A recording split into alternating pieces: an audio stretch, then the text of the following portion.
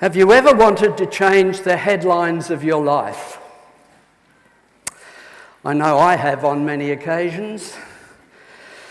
I once had a client, I remember, her name was Vanessa, and things had become very difficult for her, especially since she lost her flat due to rising rental payments. Sometimes, when she is finding life difficult, she told me that the words of her ex-husband ring in her ears. "You're good for nothing." He said it so many times that she began to believe it.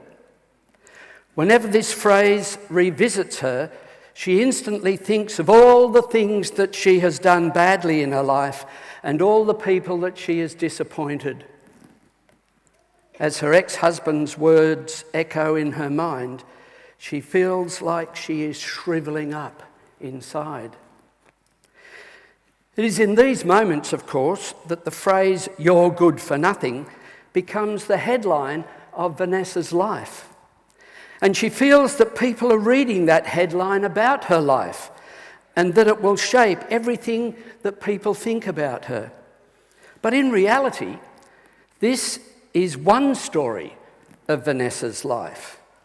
It's one story told by an abusive ex-husband and supported by current economic hard times. The stories that we tell ourselves are not created in a vacuum. All too often, the stories we believe about ourselves have been written by others. For example, for those who've experienced abuse as children, the perspective of the abuser often remains present in the critical thoughts they continue to have about themselves right down into the future. And similarly, sexism and racism contribute to negative headlines about women and people of colour. It's interesting that Buddhists actually pray for obstacles, believing that humans blossom when they are extended beyond their capacities and pushed out of their comfort zones. Challenges, of course, help us to grow, which most spiritual masters believe is the point of human experience and existence. Jesus is in Jerusalem, and he goes to a site known to be frequented by people in search of a cure. By a portal known as the Sheep's Gate is a pool that in the Hebrew language is called Beth Zatha. Around this pool are 5 porticles, and inside which lie multitudes of invalids. And John portrays these people as blind, lame, and paralysed. They are human beings yearning for wholeness. Recent excavations below the ruins of the Basilica of St. Anne in Jerusalem, a little to the north of the temple site, have disclosed a large trapezium-shaped double pool divided in the middle by a broad wall. This corresponds to the description given by Origen early in the 3rd century of a sheep pool that existed there. The disturbance of the water is caused by an intermittent spring, was in primitive times attributed to the action of a local divinity. And then Jewish superstition overlay that by substituting an angel. And healing virtue was supposed to cure the first person to bathe in the pool after this movement of the water. Folklore, born in Jewish mythology, had developed around this pool. The waters had therapeutic healing power after the movement of that water. And the popular conviction was that the first one who stepped into those troubled waters would experience healing. The fascination with healing miracles has a long history in human experience. We only have to think in our own time of the healing shrines like Lourdes and Fatima. It is in this setting, then, that the author of this gospel brings one of the invalids front and centre. The man's disability has to do with his inability to walk. And the author gives us a specific detail in the story as to this man's affliction has been endured for 38 years. Sounds a little bit like the NDSI, doesn't it? Waiting 2 years for a wheelchair. Is the number of years a historic memory? In other words, is it a factual thing relating to this story, or is it a symbolic truth? I'll leave it up to you. Jesus knows this man has been trapped in his state of expectation for a long time, however. He addresses the man directly. Do you want to be made well? This question almost seems out of place. The man responds with an excuse. Sir, I have no man to put me into the pool when the water is troubled, and while I am going, another one steps down before me. Indecision is always someone else's fault. Stepping out of the familiar religious forms of the past and into the post-religious freedom of tomorrow is never easy.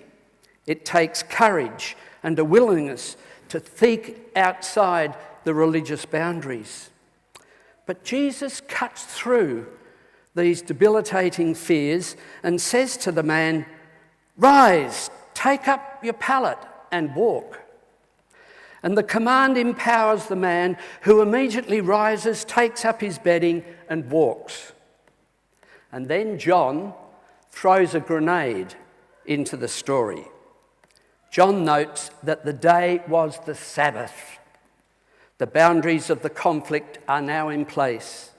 New life and new wholeness are challenged by the religious rules and obligations of the past. The question, do you want to be made well, is a critical question for all of us here today if we wish to pursue wholeness in body, mind, and spirit. Let's focus quickly on two words in that question. Firstly, want. Do you want to be made well? When a person presents for counselling or help, the word want becomes very important. People come with all sorts of wants. I want my partner, husband, wife to be fixed.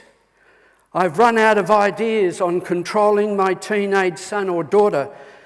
I want you to fix them. In psychology, this is often called third-party referrals. But I think we all know it is simply impossible for one party to escort, drag, haul, or pressure another into seeing their GP, their health professional, or a psychologist. Sometimes, in fact, it is the person making the referral who needs the help. Here we see the importance of the you. Do you want to be made well? Is this your desire? Is it the act of courage and initiative? This will constitutes the indispensable prerequisite for a hopeful recovery, whether it is physical or mental. I've often found in couples counselling that I've seen a couple for the first session only to see the husband drop off because he's been dragged along by his wife or partner. He didn't want to be there in the first place. It's Rudolf Bultmann, the German theologian, summed up the mind of early Christianity that the essence of the human being does not lie in logos and reason, but rather in the will. At all events, being human, life as human life, is always understood as an eagerness, a striving, a determination and willingness, he says.